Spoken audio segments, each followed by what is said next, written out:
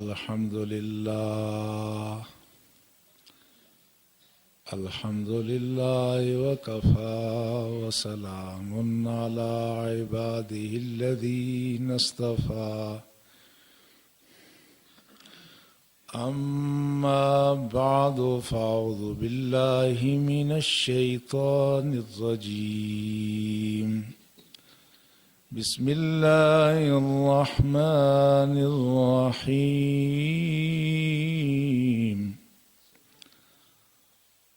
ظهر الفساد في البحر والبر بما كسبت أيدي الناس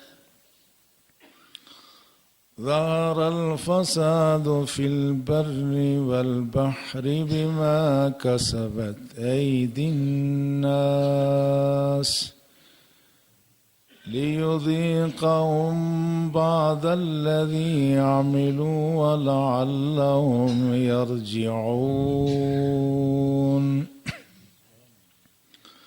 آمنت بالله صدق الله مولانا العظيم قال الله تبارك وتعالى في شان حبيبه الكريم إن الله وملائكته يصلون على النبي يا أيها الذين آمنوا صلوا عليه وسلموا تسليما اللهم صل على سيدنا ومولانا محمد وعلى آله وأصحابه أجمعين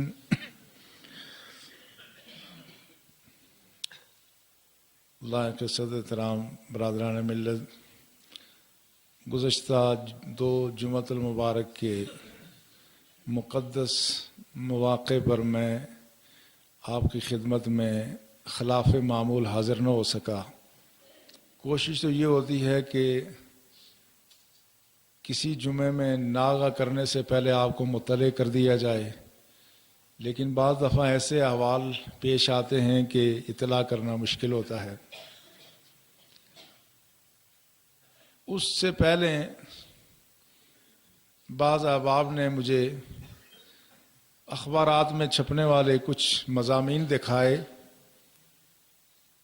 اور یہ کہا کہ آپ اس بارے میں دینی حوالے سے رہنمائی کریں، اگرچہ وہ موضوع کچھ نظریاتی بھی تھا لیکن اس کا براہ راست تعلق ہماری عملی زندگی سے بھی ہے۔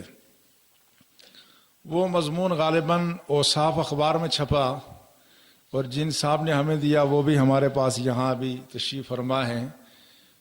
اس میں اس بات کا اظہار کیا گیا کہ 21 دسمبر 2012 کو ایک سیارہ زمین سے اتنے قریب سے گزرے گا کہ اس کے ذریعے سے زمین پر قیامت صغریٰ برپا ہو سکتی ہے۔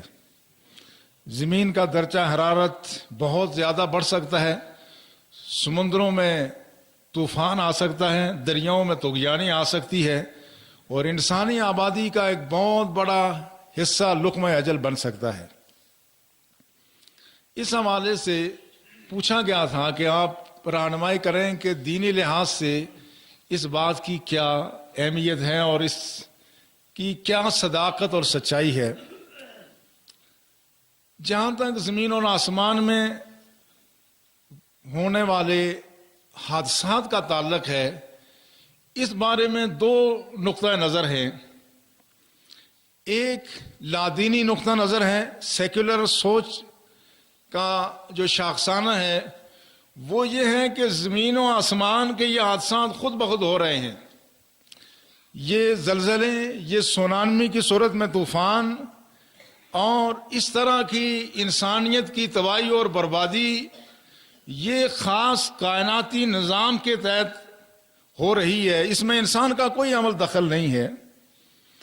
یہی بات رسول اللہ صلی اللہ علیہ وسلم کے زمانے کے دہریے لوگ کہتے تھے وہ کہتے ہیں ان حیا الا حیاتنا الدنیا نموت فیہا ونحیا وما یہلکنا الا الدہر. وہ کہتے تھے ہماری تو یہ زندگی ہے، اس کے علاوہ تو کوئی زندگی ہے ہی نہیں، اور ہمیں یہ زمانے کی گردش مارے جا رہی ہے. ایک سوچ یہ ہے کہ کائنات میں جو حادثے رونما ہو رہے ہیں اس کا انسان سے کوئی تعلق نہیں ہے، بلکہ وہ ایک الگ نظام ہے جو خود بخود چل رہا ہے. اس میں کبھی کوئی خرابی پیدا ہو گئی، پلیٹیں سرک گئیں، آپس میں ٹکرا گئیں تو زلزلے رونما ہو گئے، مد و جزر ہوا تو سمندر میں طوفان آ گیا.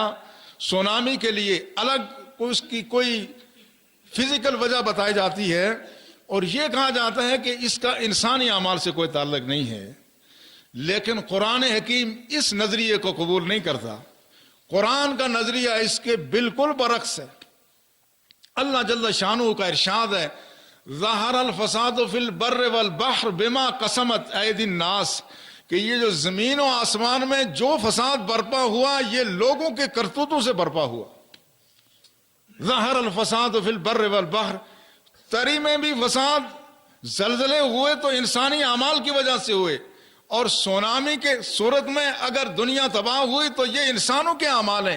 کیوں؟ لیذیقہم بعض الذی عملوا، تاکہ ہم ان کو مزہ چکھائیں ان کی کرتوتوں کا، لعلہم یرجعون، تاکہ یہ اپنی روش سے باز آ جائیں.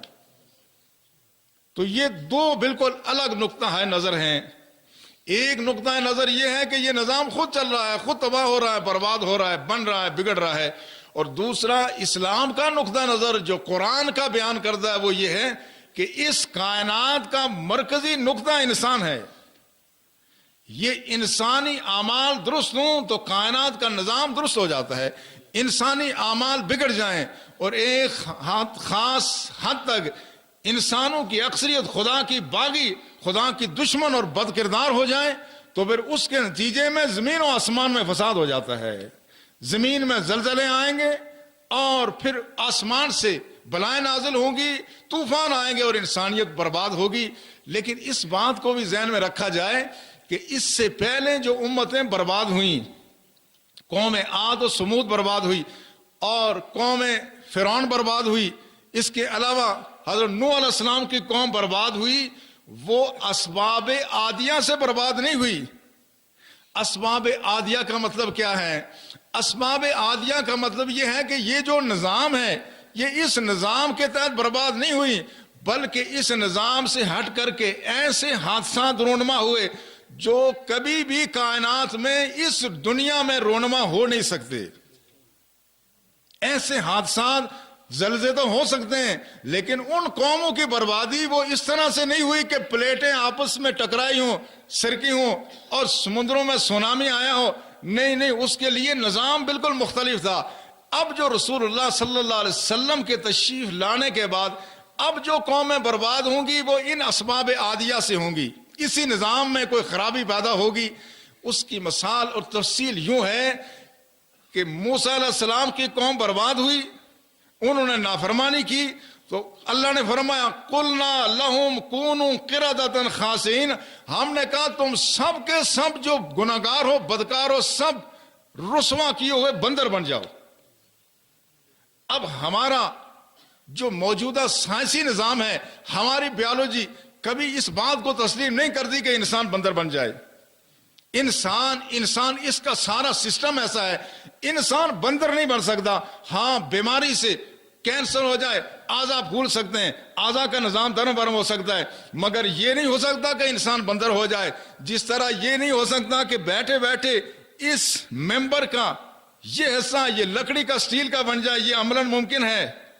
ہرگز ممکن نہیں ہے. اسی طرح سے یہ بھی ممکن نہیں ہے کہ انسان بندر بن جائے. بندر کا میکانزم الگ ہے، انسان کا نظام الگ ہے، لیکن اللہ نے اس قوم کو بندر بنا دیا. یہ نظام سے بالکل ہٹ کے بات تھی. قوم عاد و سمود تباہ ہوئی، بالکل نظام سے ہٹ کر کے بات تھی. اللہ نے قرآن میں فرمایا فَأَمَّا عَادٌ فَأَمَّا ثَمُودُ فَأُهْلِكُوا بِالطَّاغِيَةِ، یہ جو سمود تھا اس میں ایک ایسی آواز پیدا ہوئی، ایسی چیخ پیدا ہوئی کہ ساری کی ساری قوم ہلاک ہو گئی. اب اس طرح کا امکان نہیں ہے جو زلزلہ ہمارے آیا تھا 2005 میں، اس میں آپ نے دیکھا اس طرح کی آواز تو آپ نے سنی مگر اتنی کوئی آواز نہیں، نہ اب اس طرح کا امکان ہے کہ قیامت برپا ہونے سے پہلے اس طرح کی کوئی آواز ہوگی۔ فَأَمَّا عَادٌ فَأُهْلِكُوا بِرِيحٍ صَرْصَرٍ عَاتِيَةٍ سَخَّرَهَا عَلَيْهِمْ 7 لَيَالٍ و8 أَيَّامٍ حُسُومًا فَتَرَى الْقَوْمَ فِيهَا صَرْعَىٰ كَأَنَّهُ أَعْجَازُ نَخْلٍ خَاوِيَّةٍ وَهَلْ تَرَىٰ لَهُم مِّن بَاقِيَةٍ۔ فرمایا ان پر ہوا چلی، 7 راتیں اور 8 دن چلی، مسلسل ہوا چلی، ایسی ہوا چلتی تھی کہ لوگ گھروں میں ایک دوسرے کے ساتھ جا کے ٹکراتے تھے، دیواروں سے مارے جاتے تھے، ایسی ہوا چلی، اور 7 راتیں اور 8 دن ہوا چلتی رہی، اور فرمایا وہ ایسی تھی کہ اس نے ان کو جڑ سے اکھاڑ کے پھینک دیا، اور یوں لگتا تھا ایسے مرے پڑے تھے جس طرح کھجور کے خالی تنے کٹے ہوئے پڑے ہوتے۔ فَهَلْ تَرَىٰ لَهُم مِّن بَاقِيَةٍ، کیا ان کے کوئی باقی نشان تم دیکھتے ہو؟ قوم عاد اس طرح سے برباد ہو گئی، اور اسی طرح سے قوم نوح بھی برباد ہوئی۔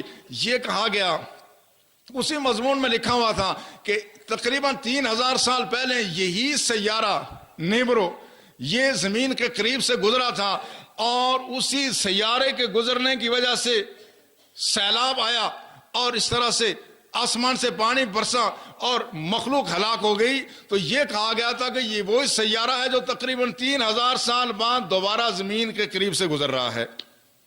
لیکن جو قوم نوح برباد ہوئی، قرآن حکیم سورہ نوح میں جو اس کا ذکر ہے، اس سے یہ پتہ چلتا ہے کہ کسی سیارے کا ذکر نہیں ہے، بلکہ قوم برباد ہوئی نوح علیہ السلام کی نافرمانی کی وجہ سے۔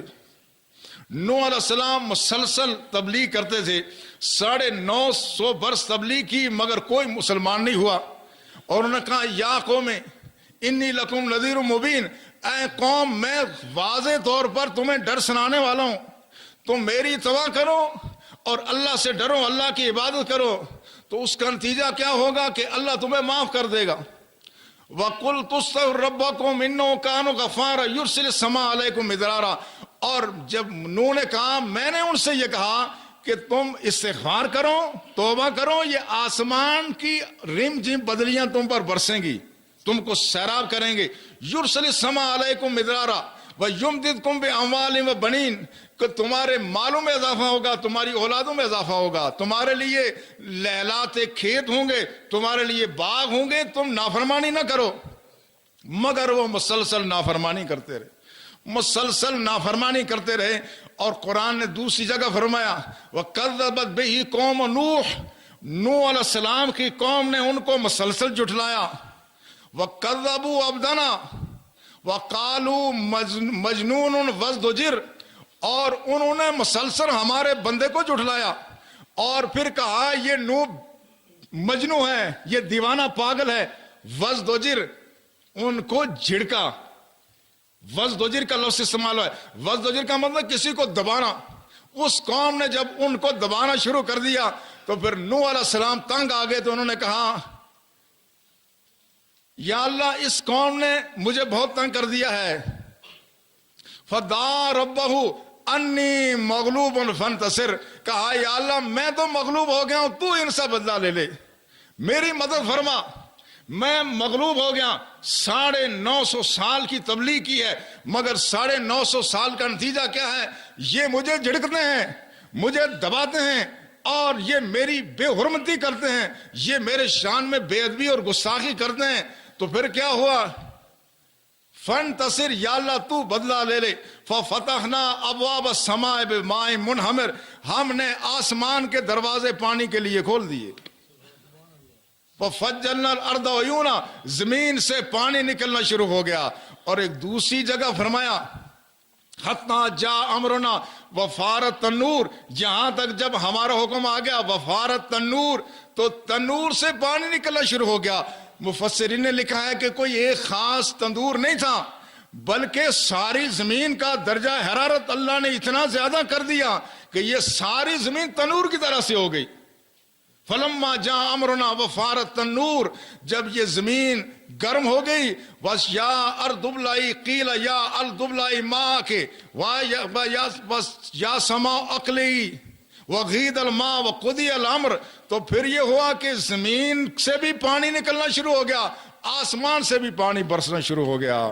فَالْتَقَى الْمَاءُ عَلَىٰ أَمْرٍ قَدْ قُدِرَ.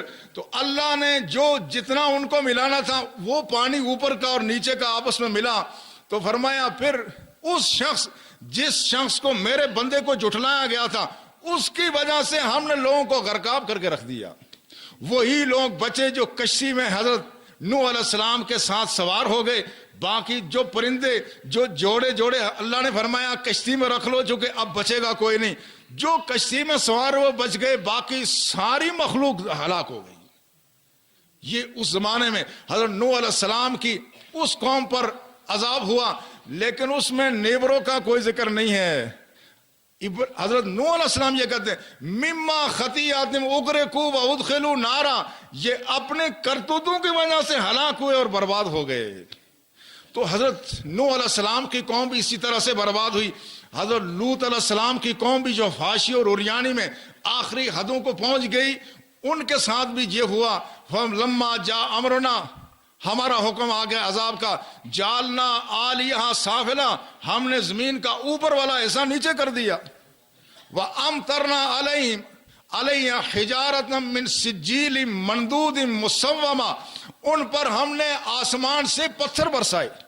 مندود طیبت ہے, ایک پتھر آیا, دوسرا آیا, تیسرا آیا, مسلسل پتھر آتے تھے. اور مصومتن کا قرآن نے لفظ استعمال کیا ہے 27ویں پارے کے شروع میں بھی لفظ مصوم آیا ہے. مصومہ کا مطلب ہوتا ہے نشان زدہ. شاید پہلے میں نے کہیں ذکر بھی کیا, یہ آج کے دور کی جو گائیڈڈ میزائل ٹیکنالوجی ہے, گائیڈڈ میزائل ٹیکنالوجی جو آج امریکہ استعمال کر رہا ہے, افغانستان میں استعمال کر رہا ہے, یہ گائیڈڈ میزائل ٹیکنالوجی اللہ کی اس ٹیکنالوجی کے مقابلے میں کچھ بھی نہیں ہے. یہ میزائل تو خطا ہو سکتا ہے, مگر اس میں ہر کنکر کے اوپر ہر ظالم کا نام لکھا ہوتا تھا. جس کا نام لکھا ہوتا تھا وہ کنکر آ کے اسی کو سر سے چھید کر کے پاؤں سے گزر جاتا.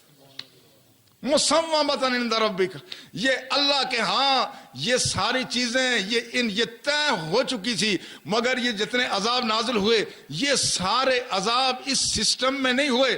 آج آسمان سے کنکر نہیں برس سکتے, اس بات کا امکان موجود نہیں ہے.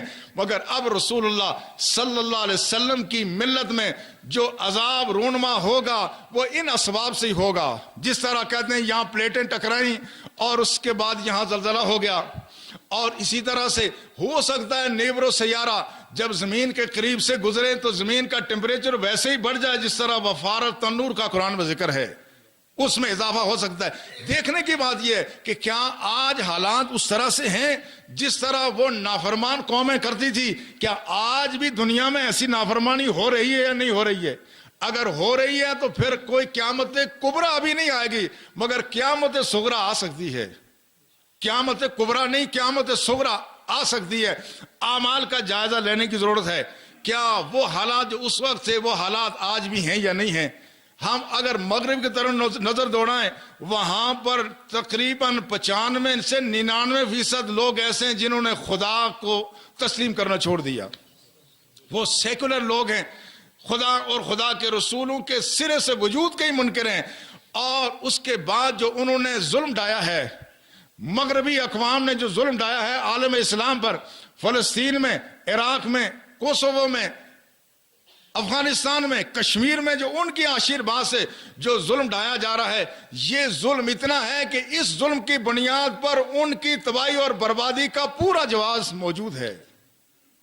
مگر یہ خرابیاں اگر قیامت صغریٰ برپا ہوتی ہے تو یہ صرف مغرب کی وجہ سے نہیں ہوگی, عالم اسلام کے حالات بھی کوئی اس سے بہتر نہیں ہیں.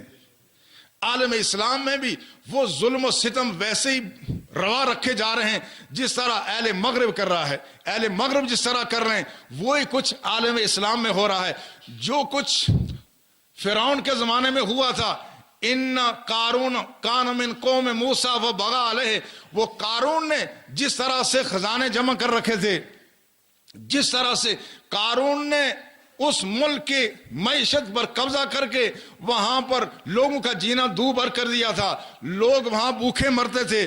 دوسری طرف قارون کے پاس اتنی دولت تھی, قرآن کرتا ہے اتنی دولت تھی کہ اس کے خزانوں کی چابیاں ایک بہت بڑی جماعت بڑی مشکل سے اٹھاتی تھی. فَخَسَفْنَا بِهِ وَبِدَارِهِ الْأَرْضِ, ہم نے اس قارون اور اس کے سارے محل کو زمین کے اندر دسا کے رکھ دیا.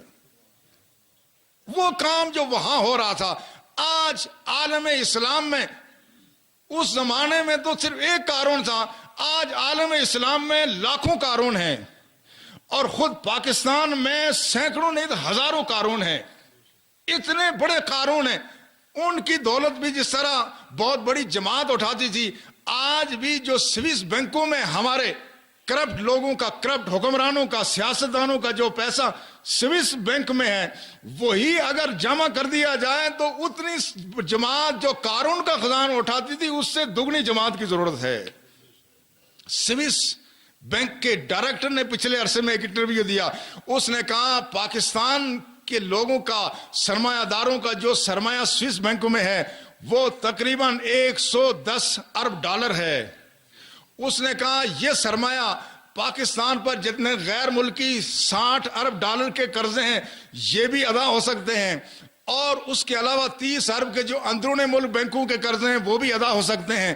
اور کہا اس کے بعد بھی پاکستان میں 3 ایسے بجٹ پیش کیے جا سکتے ہیں جن جو ٹیکس فری بجٹ ہوں.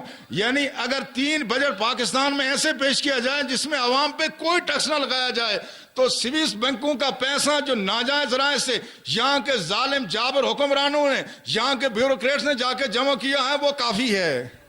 اس نے یہ بھی کہا کہ اگر یہی روپیہ پاکستان کی آبادی اگر 18 کروڑ ہو اور ہر شخص کو فی کس منتھلی 20,000 روپے دیے جائیں تو 20 سال تک پاکستان کی 18 کروڑ آبادی کے لیے یہی پیسہ کافی ہے. آپ اندازہ کر دیں وہ ایک قارون تھا، یہاں ہزاروں قارون ہیں. وہاں صورتحال اور تھی، یہاں اس سے زیادہ بری صورتحال ہے. یہاں صورتحال یہ ہے کہ عوام الناس بھوک سے، افلاس سے، بچوں کی تعلیم اور دوسری ضروریات سے تنگ آ کر کے کتنے لوگ ہر روز خودکشی کر رہے ہیں. کتنی ظالمانہ صورتحال ہے، اور حکمرانوں کا پیٹ ابھی بھر نہیں رہا ہے، بدیانت لوگوں کا پیٹ ابھی بھر نہیں رہا ہے. اگر اس زمانے کا قارون اس کو خدا کی ذات زمین میں دسا سکتی ہے تو ان قارونوں کو اگر خدا کی ذات زمین میں دسائے تو کیا اس کے لیے جواب موجود نہیں ہے؟ یقیناً موجود ہے. اور دوسری، آپ قریب سے قریب تر اپنے ماحول کی طرف آئیں، یہاں جو خرابیاں ہیں وہ اتنی زیادہ ہیں کہ اس کا تصور کر کے آدمی کی روح کانپ جاتی ہے. اہل مغرب میں پھر بھی اتنی بات ہے کہ وہ خدا کا قانون نہیں مانتے مگر اپنا قانون مانتے ہیں، اس کو نافذ کرتے ہیں. جو قانون انہوں نے بنایا ہے وہ خدا کے قانون کے باغی ہیں، مگر اپنا جو قانون ہے، جو ان کی پارلیمنٹ نے قانون بنایا، جو اس ملک میں نافذ العمل قانون ہے، وہ اس قانون کی تقریباً کافی حد تک نہیں بلکہ 95% سے زیادہ اس کی پابندی کرتے ہیں. ہمارے ہاں اب ایک رجحان یہ ہے کہ بڑے لوگ قانون سے بالا تر ہیں، بڑے لوگوں پر کوئی قانون نہیں ہے. آپ کو یاد ہو تو ہماری ایک عدالت عالیہ کے ایک جج نے جو یہاں سے غلط انہوں نے ٹریفک کا استعمال کیا تو ایک صحافی نے ان کے خلاف لکھ لیا، اس کو جیل کی ہوا کھانی پڑ گئی. یہ کون لوگ ہیں؟ یہ عامت الناس کی بات نہیں ہے، یہ وہ لوگ ہیں جن سے انصاف مانگا جاتا ہے، جو انصاف دیتے ہیں. انصاف دینے والے، قانون کا تحفظ کرنے والے قانون کو اگر اس طرح سے پاؤں تلے روندیں تو عام لوگوں کا کیا حال ہوگا؟ جو کچھ پس پردہ ہو رہا ہے وہ تو اس سے الگ ہے. اب صورتحال یہ ہے، ہمارے بہت سارے سیکٹری لیول کے لوگ ہیں، ڈائریکٹر، بڑے بڑے لوگ، انہوں نے اوقات ملاقات لکھے ہوئے ہیں، جناب 10 سے 11 بجے تک ملاقات، اس کے بعد اس سے پہلے ملتے نہیں ہیں. بہت سارے لوگوں کے بارے میں مجھے معلوم ہوا ہے کہ وہ جو نہیں ملتے تو کیا ہوتا ہے، کیا وہ ملک کا کام کرتے ہیں، ڈپارٹمنٹ کا کام نہیں، انہوں نے لیپ ٹاپ رکھے ہوئے ہیں، وہاں گیمیں دیکھتے ہیں. گیمیں نہیں، جو انٹرنیٹ پہ جو بےہودگی ہے وہ دیکھتے ہیں. باہر اس کے پٹے والا کہتا ہے صاحب نیٹ دیکھ رہے ہیں. وہ سیکٹری جو اس ملک میں ایک محکمے کا ذمہ دار ہے، جو جس کی ہاتھ میں اس ملک کی تقدیر ہے، وہ ظالم پس پردہ جو کچھ کرتا ہے کیا اس کو یہ زیب دیتا ہے؟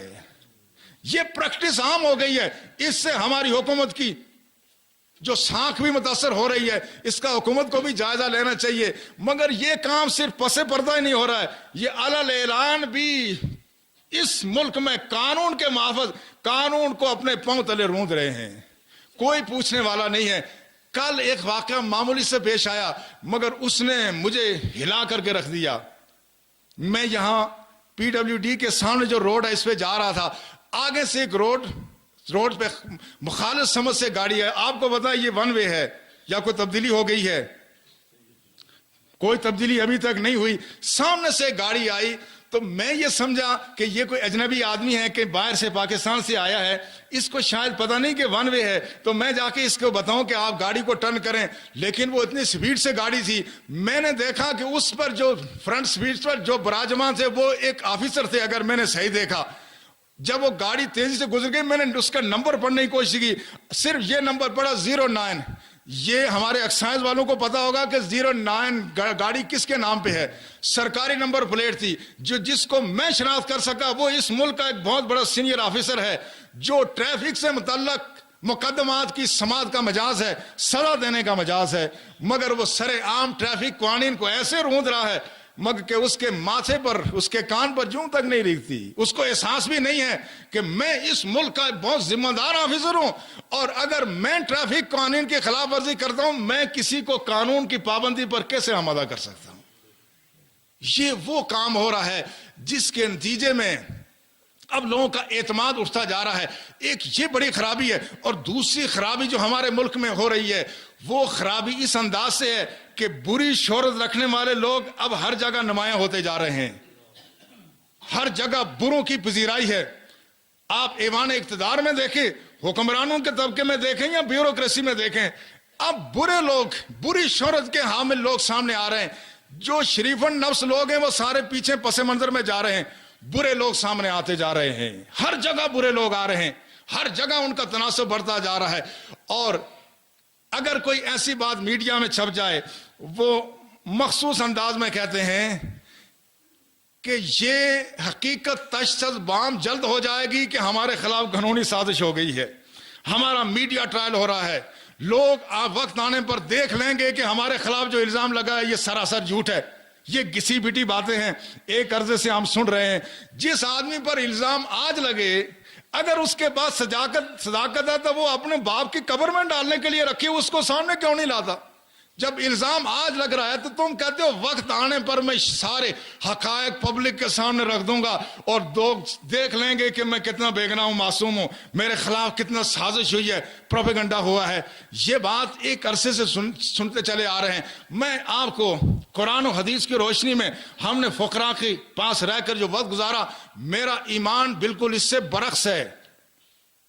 میرا اپنا عقیدہ یہ ہے، اور آپ میں سے بہت سارے اتفاق کریں گے، کہ میڈیا کسی آدمی کو بد کردار کو نیک کردار نہیں ثابت کر سکتا، نہ نیک کردار کسی کو بد کردار ثابت کر سکتا ہے۔ پہلی بات ہے میڈیا بھی ایسا بے مہار نہیں ہے، اس میں بھی اتنے بے ضمیر لوگ نہیں ہیں۔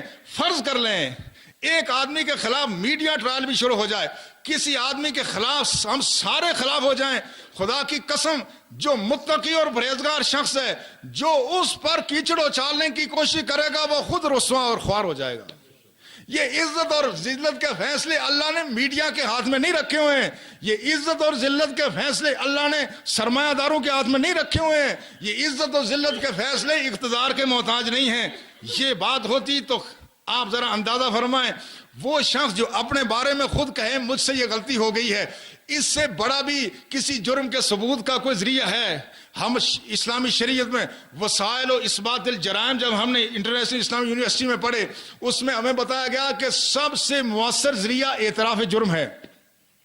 گواہ جھوٹ پہ جمع ہو سکتے ہیں، تحریر میں غلطی ہو سکتی ہے، مگر ایک آدمی زبان سے کہہ دے میں نے جرم کر لیا، اس کی صداقت میں اگر جبر و اکراه نہیں ہے تو اس کی صداقت میں کوئی کلام نہیں ہوتا۔ یہ بات درست ہے یا نہیں ہے؟ اب آپ سوچیں اگر عزت و ذلت کے فیصلے لوگوں کے ہاتھ میں ہوتے تو ڈاکٹر عبد القدیر خان نے کہا مجھ سے غلطی ہو گئی ہے، مجھ سے جرم ہو گیا ہے۔